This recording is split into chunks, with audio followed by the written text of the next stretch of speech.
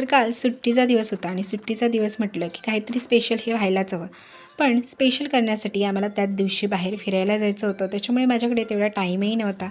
नाश्त्याला काय करू असा विचार केला. बघितलं तर आदल्या दिवशीचा मसाले भात बनवला होता, ज्याच्यामध्ये काही भाज्या आणि वाटाणे वगैरे घातले. खरं तर आम्ही तोच भात खाणार असतो, पण झालं असं की भात रात्री थोडासा मऊ झाला होता, त्याच्यामुळे दुसऱ्या दिवशी तो खायला मात्र खूप कंटाळा येतो.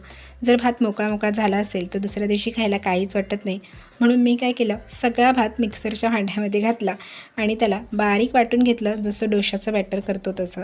आणि थोडंसं पाणी घातलं चवीसाठी, अगदी थोडं मीठ घातलं, भातामध्ये मीठ होतंच.